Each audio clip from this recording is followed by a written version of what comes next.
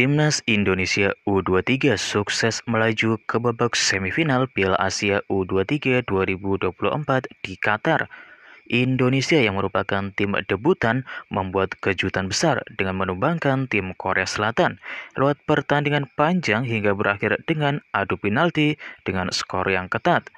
Indonesia unggul 2-1 lebih dulu di babak pertama, namun Korea menyamakan kedudukan di babak kedua menjadi 2-2. Tak ada gol tercipta di babak perpanjangan waktu, sehingga pertandingan dilanjutkan dengan adu penalti, dan Indonesia pun berhasil menang dengan skor tipis 11-10. Dan tak perlu berlama-lama, inilah komentar-komentar dari fans sepak bola Korea Selatan. Para pemainnya saja yang tidak punya skill apa-apa, mereka tidak punya otak dan bermain sepak bola. Wasitnya agak aneh, sepak bola sialan. Indonesia pasti sedang dalam suasana meriah. Semua orang di negara itu bisa makan dan minum gratis hari ini. Pelatih Sinteyong melakukan tugasnya dengan baik dalam menciptakan pemain Indonesia. Mengapa wasit bersikap seperti itu sepanjang pertandingan? Tidak aneh jika wasit membuat keputusan yang bias. Jika ini yang terjadi, mungkin kami seharusnya kalah dari Jepang dan bermain melawan Qatar. Wasit bukan masalahnya, anak-anak saja yang jahat.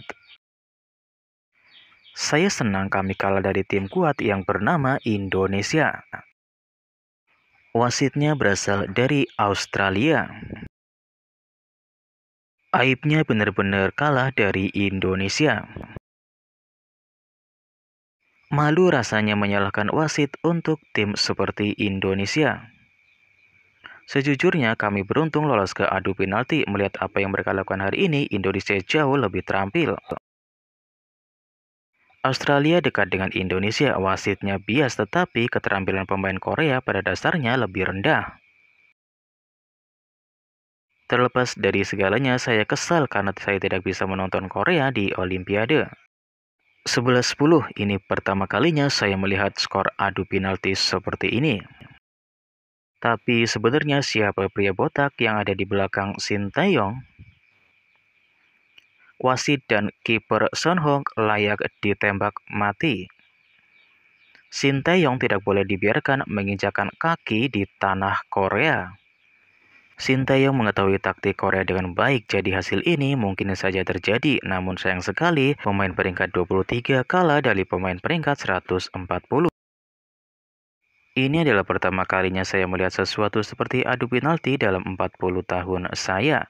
Wasit gila, wasit gila, wasit gila. Apa yang harus dipikirkan Indonesia tentang Korea saat ini? Mari kita akui bahwa campur tangan wasit sangat parah. Taktik orang Indonesia karena mereka pelatih Korea. Para pemain yang bermain hari ini adalah pemain yang putus asa dan harus berhenti bermain sepak bola. Kenapa penjaga gawang Korea lucu sekali? Dia tidak melompat ke kiri sekalipun. Semua anak Indonesia hanya menendang ke kiri. Apakah kamu tidak mengerti? Saya dipermainkan oleh kiper Indonesia. Kiper tim lawan lebih baik dalam adu penalti. Sebelumnya kita benar-benar tidak bisa mengabaikan Asia Tenggara. Pengkhianat yang gagal memasukkan gol adalah nomor 4 dan 8. Mencari regu tembak untuk menembak kiper Indonesia. Sepertinya otak sang kiper hanya ada di sisi kanan. Bencana terbesar yang pernah ada. Jika penjaga melompat ke kiri sekali saja, apa yang terjadi pada tubuhnya? Sayangnya, Republik Korea yang telah lama ditunggu-tunggu berakhir di sini, tertawa terbahak-bahak. Sinteyong sangat baik hingga menjengkelkan. Mari pekerjakan Sinteyong untuk melatih Korea kembali. Anggap saja beruntung itu Sinteyong. Aku sangat kesal sekarang sampai aku tidak bisa tidur. Seharusnya aku tidak menontonnya saja. Pertandingan sepak bola terburuk yang pernah saya lihat. Mengapa ada begitu banyak tentara bayaran di Indonesia? Mereka jelas masih muda, tapi kekuatan fisiknya seperti orang tua, jadi mereka tidak bisa lari. Penonton Indonesia saat ini bersenang-senang. Pelatih negara kita melakukannya dengan baik ketika mereka pergi ke luar negeri. Negara kita jatuh ke dalam negara sepak bola terbelakang tahun ini. Masuk akalkah jika tim yang sudah 9 kali berturut-turut berlaga di Olimpiade ditindas oleh tim yang baru datang ikut bertanding? Bagaimanapun agak aneh berada jauh di belakang peringkat 134 FIFA. Ini bukan tim Indonesia, tapi ini adalah tim Eropa. Rentetan melaju ke Olimpiade putus sudah.